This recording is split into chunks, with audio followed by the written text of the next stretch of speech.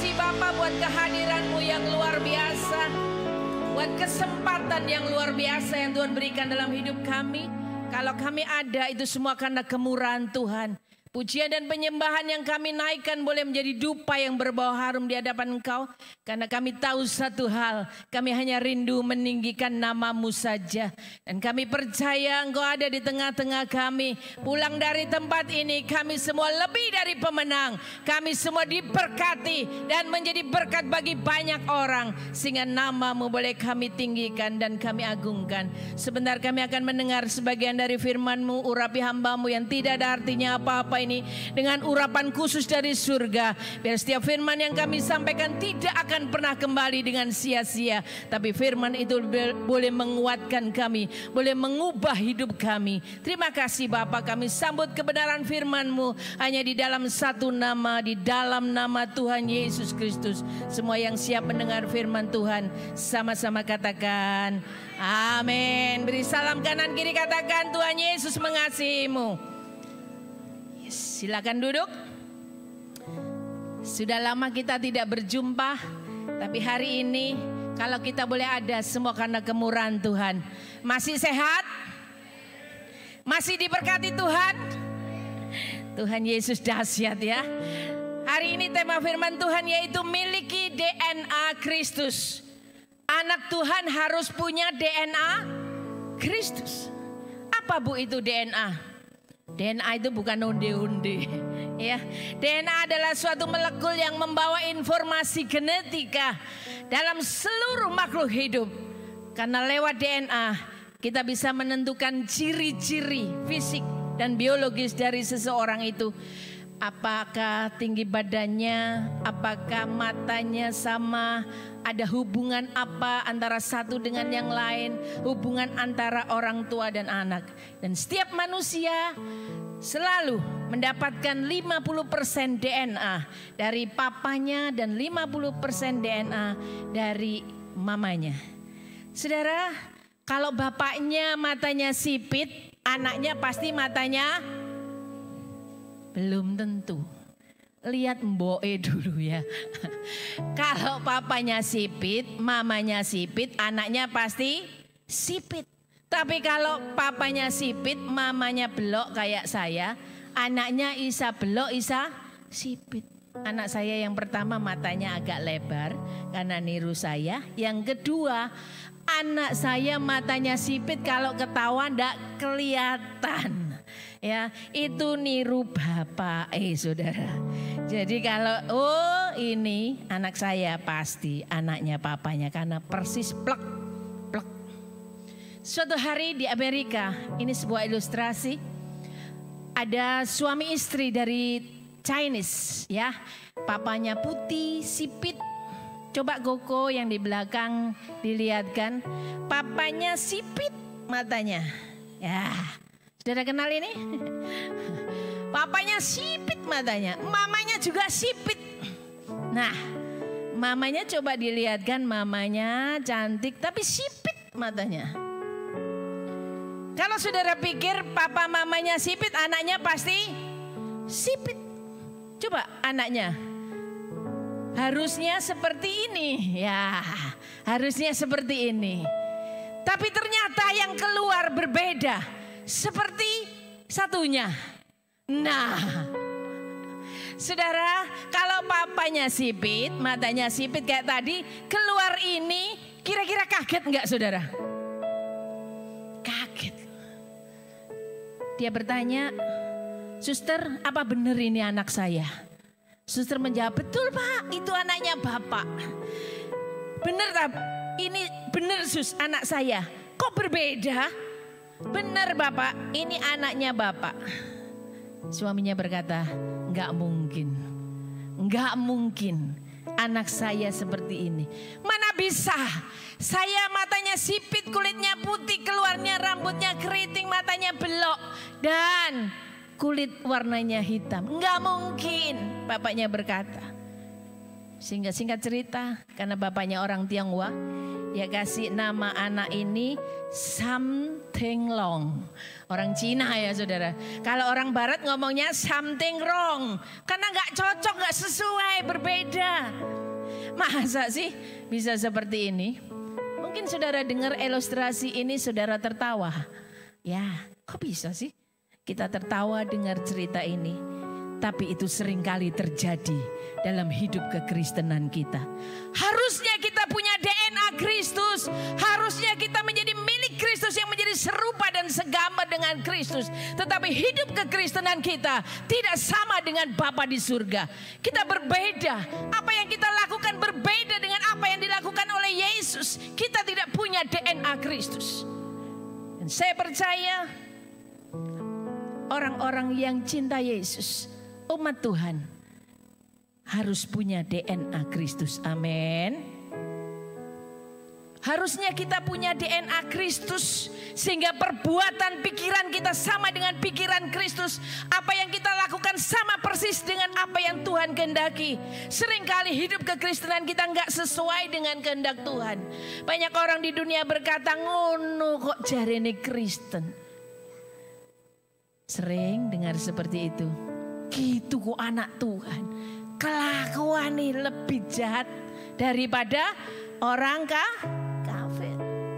Tapi kenapa ketika orang kafir, orang dunia melakukan hal yang sama seperti yang kita lakukan, mereka cuma berkata biasa.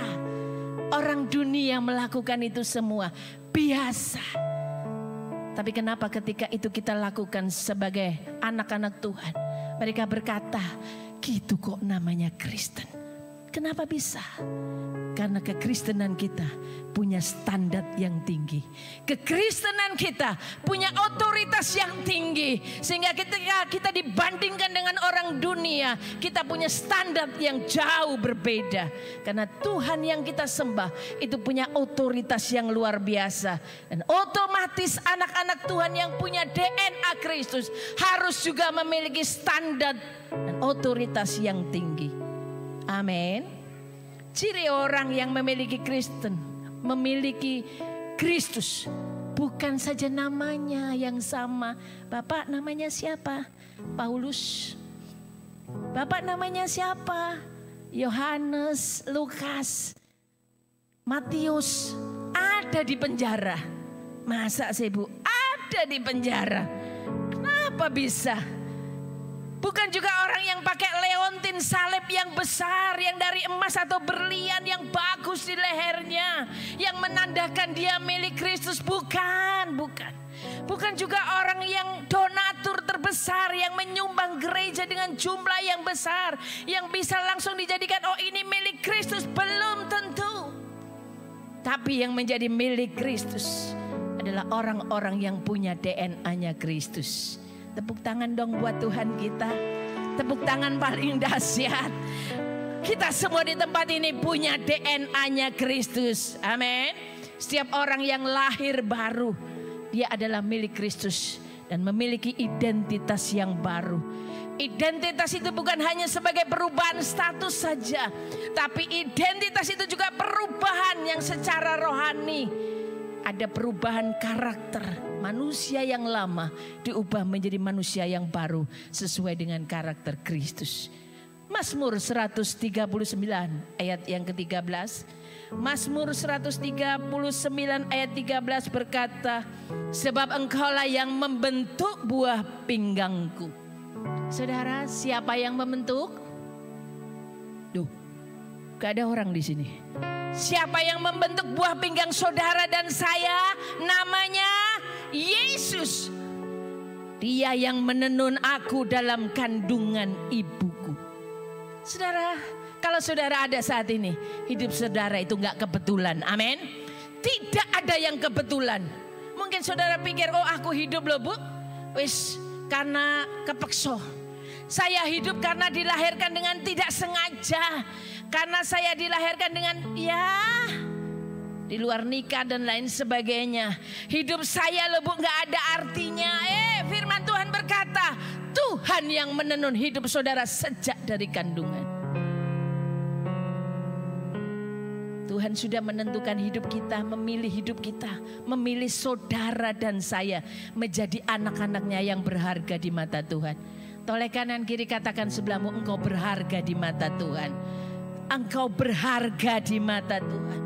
Garis bawahi kata-kata saya ini, jangan pernah ada lagi orang yang merasa hidupnya nggak berguna. Oh, aku nggak berguna, Bu. Jauhkan pikiran itu. Sebab firman Tuhan berkata, aku mengasihimu. Roma pasal 8 ayat yang ke-29. Roma 8 ayat yang ke-29. Semua orang yang dipilihnya dari semula, mereka juga ditentukannya dari semula untuk menjadi serupa dengan gambaran anaknya, supaya ia anaknya itu menjadi yang sulung di antara banyak saudara. Selain dipilih sejak dari semula, saudara dan saya ditentukan, sudah ditetapkan untuk menjadi serupa dengan Kristus. Orang Kristen harga mati. Harga mati ya. Kalau saudara mengaku Kristen, tapi hidup saudara nggak serupa dengan Kristus, hidup saudara nggak sesuai dengan firman Tuhan, itu namanya bukan milik Kristus. Amin. Rodo antep, Bu. Iya, ya Kristen Bu, KTP. Tapi ketika kita punya DNA Kristus, hidup saudara menjadi milik Kristus. Pernah dengar kejadian yang di Gunung Salak? Pesawat uji coba, ketika itu jatuh berkeping-keping terbakar. Ada banyak kru yang tewas, meninggal dunia, hancur terbakar, saudara. Dan diharuskan untuk tes DNA. Ketika tes DNA bisa tahu semua, oh ini DNA-nya ini. Dikumpulkan, dicocokkan untuk mengenali jenazah tersebut. Lewat DNA kita bisa tahu siapa namanya, jenazahnya siapa, keluarganya yang mana. Lewat DNA bisa dikenali walaupun secara lahiriah sudah hancur. Hari ini, apakah dunia bisa mengenali saudara? Apakah dunia berkata, oh sama saja. Sama saja, cuma namanya saja Kristen. Sama saja, karena kita nggak punya DNA Kristus. Tapi ketika kita punya DNA Kristus, kita miliki karakter Kristus yang luar biasa. Dunia akan melihat, oh ini yang namanya anaknya Yesus. Oh ini yang namanya Kristen sejati. Lewat DNA kita, dunia boleh mengenal siapa Yesus yang kita sembah. Yesus yang kita sembah itu dahsyat dan ajaib. Bagaimana orang lain bisa tahu kalau kita punya DNA Kristus? Bagaimana orang bisa tahu kalau kita milik Kristus? Yaitu ketika kita melakukan sama persis yang seperti Kristus lakukan. Rasul Paulus berkata, hidupku ini bukan aku lagi, tapi Kristus yang hidup di dalam aku. Hidupnya bukan milik kita sendiri. Hidup kita ini bukan milik kita sendiri. Tapi Kristus yang ada di dalam hidup kita. Itu yang akan kita terjadi dalam hidup kita. Amin. Bagaimana orang lain bisa tahu kalau kita ini punya DNA Kristus? Ayo kita sama-sama belajar. Ada dua karakter Kristus, sebetulnya ada beberapa. Tapi karena waktu, mari kita baca Matius. Injil Matius pasal 26 ayat 38 sampai 39. Injil Matius 26 ayat 38 sampai 39. Lalu katanya kepada mereka, hatiku sangat sedih. Yesus ketika akan ditangkap ya di Taman Getsemani, dia sangat sedih, seperti mau mati rasanya. Tinggallah di sini dan berjaga-jagalah dengan aku. Maka Tuhan maju sedikit lalu sujud dan berdoa. Dan katanya, ya Bapakku, jikalau sekiranya mungkin biarlah cawan ini lalu daripadaku. Tetapi janganlah seperti yang ku kehendaki, melainkan seperti yang Engkau kehendaki. Amin.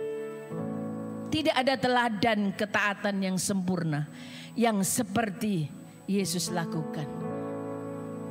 Yesus taat itu sampai mati di atas kayu salib. Dia pernah disiksa, dia menderita, dicaci maki, dihina, diludahi dan lain sebagainya.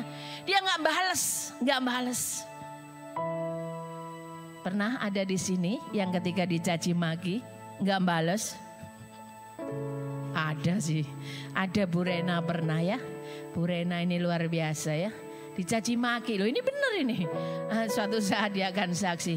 Oh rasanya dalam hati, aku mangan gak njaluk kon ya. Tapi aku mau caci maki.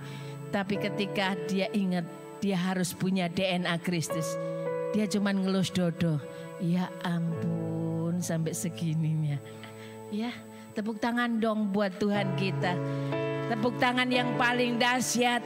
Pada saat Yesus mengalami semuanya itu, dia 100% sebagai manusia, 100% sebagai Allah.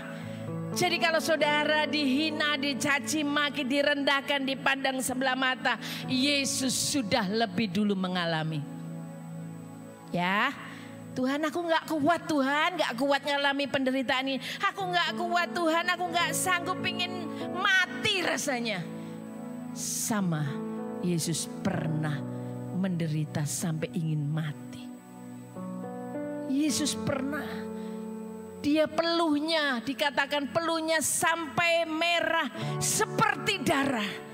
Menurut ilmu kedokteran itu berarti pecah pembuluh darahnya. Belum sampai begitu, dia menderita depresi. Dia ingin menolak semuanya itu. Dia nggak ingin lakukan. Tapi dia ingat, dia mengasihi Bapaknya. Sehingga dia lakukan taat sampai mati. Orang lain kalau stres, depresi. Saudara, pernah di sini ada yang depresi? Oh nggak ada yang ngaku Pak Johan, semuanya luar biasa, nggak ada yang depresi. Ya, Pak Erik ini pernah depresi, turun sampai 20 kilo. Betul Pak Erik? Sekarang kembali lagi dipulihkan, ganteng katanya istrinya ya Bu ya. Tepuk tangan dong buat Tuhan kita. Stres dipulihkan itu karena Tuhan yang luar biasa. Amin. Yesus pernah merasakan penderitaan yang jauh lebih parah dibanding penderitaan yang saudara dan saya alami. Apa yang dilakukan Yesus? Dia maju, sujud dan berdoa. Dia maju, sujud dan berdoa. Dan berkata, ya Bapakku, sekiranya mungkin cawan ini dilalukan. Tetapi janganlah seperti yang ku kehendaki, tetapi seperti yang Engkau kehendaki. Ketika saudara mengalami penderitaan, masalah, persoalan apapun yang membuat hidup kita nggak sanggup lagi. Seringkali kita berontak, marah dan kecewa. Tuhan, kenapa bisa terjadi semuanya ini? Tapi firman Tuhan berkata karakter Kristus yang utama adalah taat. Yesus sudah memberi teladan yang luar biasa. Ketika DNA Kristus itu ada, masalah persoalan boleh ada, engkau tetap taat kepada yang namanya Yesus. Raja di atas segala raja.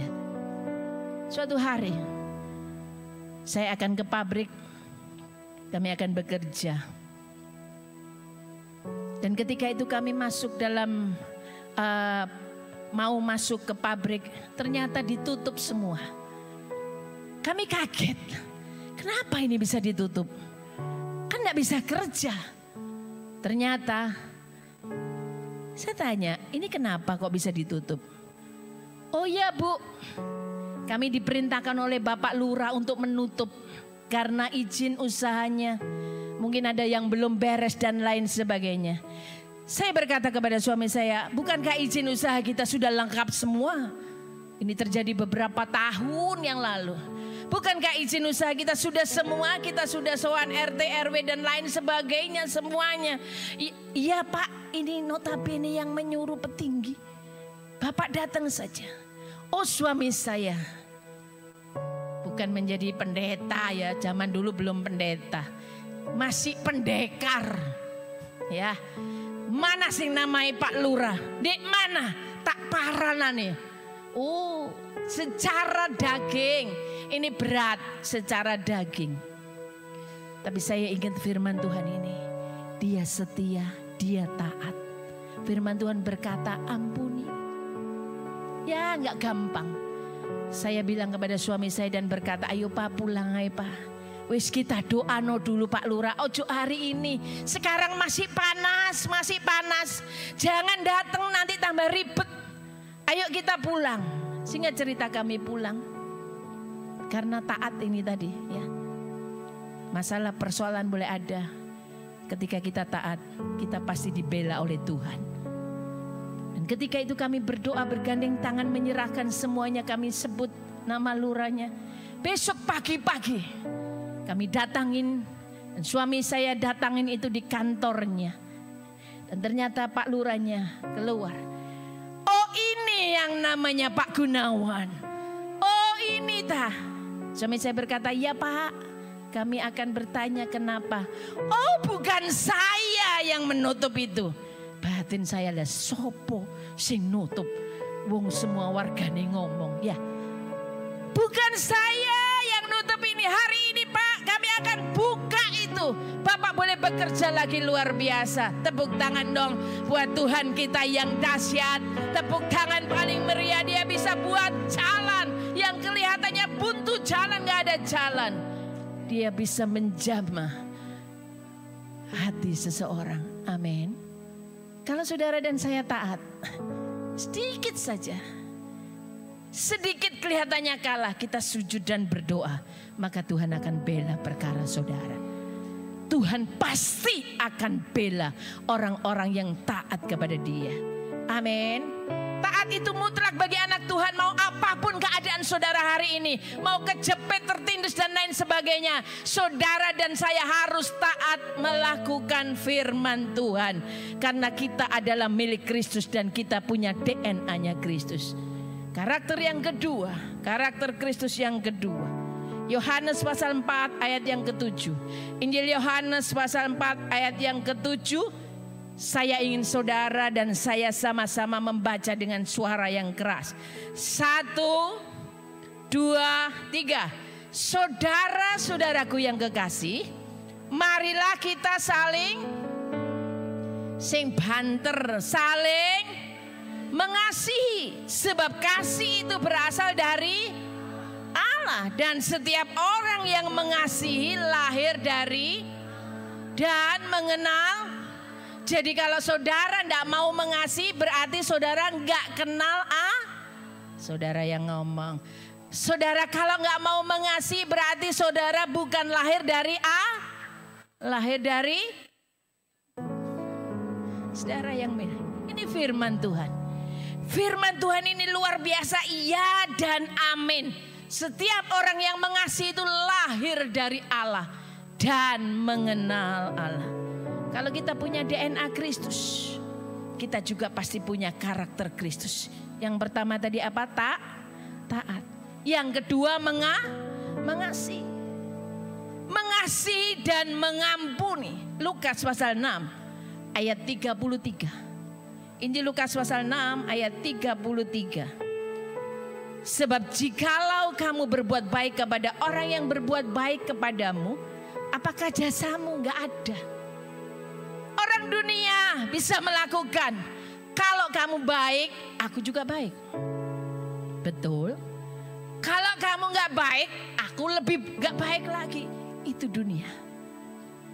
Firman Tuhan berkata, kalau kamu bisa menyapa orang yang baik kepadamu, itu biasa. Shalom, apa kabar, dipeluk cipika-cipiki, itu biasa. Karena orang itu baik sama Anda. Tapi firman Tuhan berkata, kasihilah musuhmu. Dan itu gak mudah. Yang susah adalah orang yang mengasihi orang yang membenci kita. Ketika kita mengasihi orang yang sudah menghancurkan hidup kita, itu yang gak gampang. Bagaimana bisa kita mengampuni orang yang sudah menyakiti hati kita? Bagaimana bisa kita mengampuni orang yang sudah menghancurkan masa depan kita? Nggak bisa Bu, nggak bisa. Tapi firman Tuhan tetap berkata, kasihilah musuhmu. Injil Matius 6 ayat 14 sampai 15. Sama-sama kita baca. Injil Matius pasal 6 ayat 14 sampai 15. 1, 2, 3. Karena jikalau kamu mengampuni kesalahan orang, Bapamu yang di surga akan mengampuni kamu juga. Tetapi jikalau kamu tidak mengampuni orang, Bapa di surga juga tidak akan mengampuni kesalahanmu. Kristen yang punya DNA Kristus itu harus saling mengasihi dan mengampuni. Amin. Suatu hari saya turun dari mimbar. Saya salaman sama Tante Lena. Kemudian Tante Lena berkata, ayo tak doa no. Kamu tetap rendah hati seperti ini ya. Jangan berubah. Karena nanti malam, karena nanti ada orang pelayan Tuhan yang dipakai setan. Loh, saya kaget saudara. Loh, ada loh pelayan Tuhan dipakai setan. Loh, Tante Lena nggak ada hari ini. Ya, pasti ingat. Tetap rendah hati, ampuni orang yang iri hati. Tetap baik saja. Tetap taat kepada Tuhan. Saya ingat firman Tuhan ini. Oh iya Tante, saya nggak ngerti orang itu siapa pada saat didoakan. Saya tetap berkata yes, aku akan taat akan firman-Nya. Ya, singkat cerita, pulang dari ibadah, sore kami pelayanan di gereja kami. Dan kemudian saya ditelepon oleh salah satu teman. Ya Bu Gunawan, tolong segera. Ini kalau Bu Gunawan gak datang bisa parah ini kejadiannya. Loh kenapa? Si A ini marah luar biasa kepada kami. Tuh kenapa? Ya mungkin salah paham sama Bu Gunawan dan lain sebagainya. Bu Gunawan harus datang. Saya dari ibadah itu, dari kepandaan jam 9 lebih sampai jam 10. Saya datangin di rumahnya. Saya ingat firman Tuhan, engkau harus mengampuni. Oh secara manusia, gak mungkin, salah apa sih? Aku ini gak salah secara lahir ya. Tapi ketika dia datang, saya datangin. Saya katakan, saya jelaskan duduk persoalannya. Saya jelaskan dengan begitu lembut dan saya katakan, Bu, begini loh ceritanya. Supaya ibu bisa mengerti, begini loh ceritanya. Dari A sampai Z. Supaya ibu tidak salah paham lagi.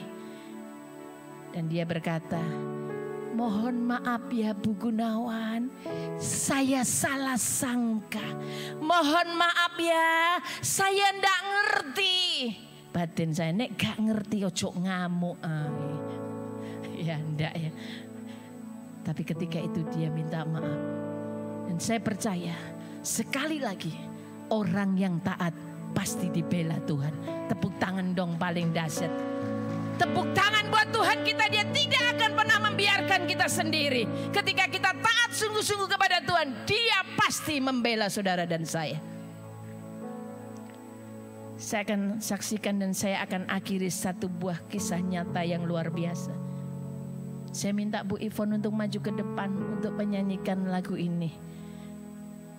Lagu ini sungguh menyentuh hati saya. Mungkin saudara pernah dengar kisah nyata ini. Tolong dinyanyikan Bu Ivon.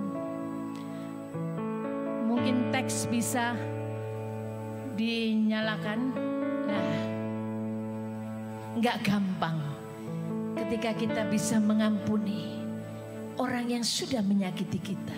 Ketika hatiku telah disakiti, ajarku memberi hati mengampuni. Ketika hidupku telah dihakimi, oh gak gampang mengampuni mereka. Ajarku memberi, tapi Yesus berkata ampuni, ampuni. Ketika saudara dan saya taat, ampuni bila kami tidak mampu mengampuni yang bersalah kepada kami. Tuhan ampuni aku kadang-kadang seperti hati Bapa. Hati Bapa sungguh mengasihi saudara dan saya. Mengasihi tiada pamrih. Suatu hari setan bertanya kepada Tuhan, Tuhan bisa enggak sih satu hari saja engkau enggak mengasihi umatmu? Tuhan berkata enggak bisa. Setan bertanya lagi kepada Tuhan, bisa nggak sih Tuhan, Engkau nggak peduli 1 hari saja atau setengah hari saja, nggak peduli sama umatmu. Yesus berkata, nggak bisa. Sebab itu karakterku. Karakter Yesus adalah mengasihi saudara dan saya. Karakter Yesus, dia taat sampai mati, melakukan apa yang dikehendaki oleh Bapaknya. Suatu hari ada seorang anak perempuan remaja, anak ini masih SMP, yang notabene kenalannya salah satu penyanyi top terkenal di Indonesia, yang menciptakan lagu terkenal, lagu rohani. Dia bercerita kepada teman satu sekolahnya ini, dan dia berkata, aku hamil. Anak masih SMP, dia berkata aku hamil. Kemudian temannya bertanya, siapa yang tega melakukan itu semua? Anak gadis ini menangis dan dia berkata, aku benci, aku marah, aku kecewa. Yang membuat aku hamil, aku diperkosa oleh ayah kandungku sendiri. Saat dia mabuk, anak ini kecewa, malu, marah, benci, dan dia ingin bunuh diri. Dia benci sekali kepada ayahnya, dan dia ingin membunuh ayahnya, tapi dia nggak mampu. Singkat cerita, anak ini depresi berat. Anak ini depresi berat, hampir gila. Dan apa saja yang ada di sampingnya, ada kayu, ada batu, ada pisau, dia buat untuk menyakiti tubuhnya. Dia ingin mati, tapi nggak bisa. Sampai akhirnya mamanya nggak tahan. Dia bawa anak ini ke salah satu ruangan tersendiri yang diisolasi. Kemudian dia pasung kakinya. Dia diasingkan dari dunia luar selama 13 tahun. Kakinya dipasung dengan rantai. Nggak ada harapan, nggak ada lagi masa depan. Anak ini benci, marah, kecewa. Dia nggak bisa melepaskan semuanya itu. Akhirnya dia depresi. Singkat cerita, setelah 13 tahun, rantai-rantainya ini menjadi karatan. Dan atas seizin Tuhan, rantai-rantainya ini bisa terlepas dengan sendirinya karena karatan cerita dari kisah nyata itu. Tiba-tiba anak ini ingin bangun, tapi anak ini nggak bisa karena bertahun-tahun dia dipasung. Di tengah kegelapan ada sinar yang luar biasa putih. Ada satu pribadi yang namanya Yesus. Dan pribadi ini berkata, aku mengasihimu anakku. Aku mengasihi anakmu. Anak ini menangis, menjerit. Anak ini menangis, berontak. Bagaimana bisa Tuhan? Aku mengampuni orang yang sudah menghancurkan masa depanku. Bagaimana bisa Tuhan? Aku mengampuni seorang ayah yang notabene ayah kandungku yang memperkosa aku. Anak ini menjerit, menangis.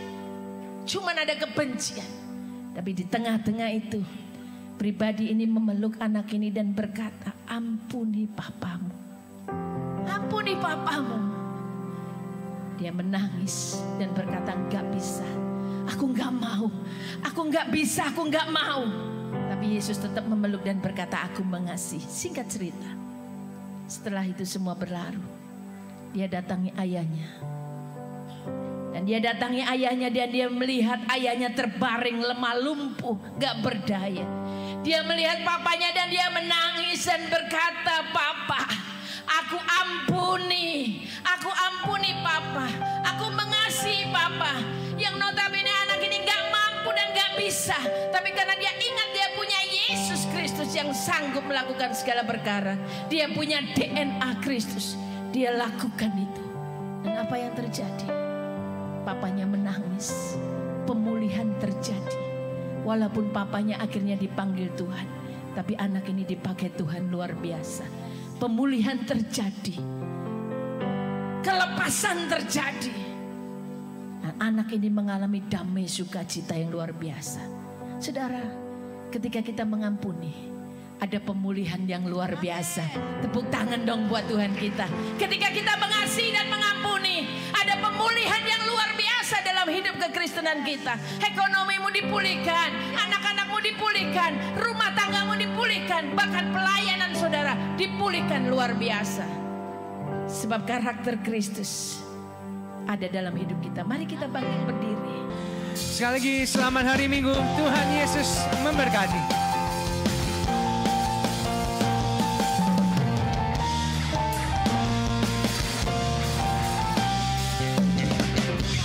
Tuhanlah kekuatan dan mazmurku, Dia gunung batu dan keselamatanku. Hanya padamu hatiku percaya, Kaulah menara dan kotak perlindungan. Ku mau selalu bersyukur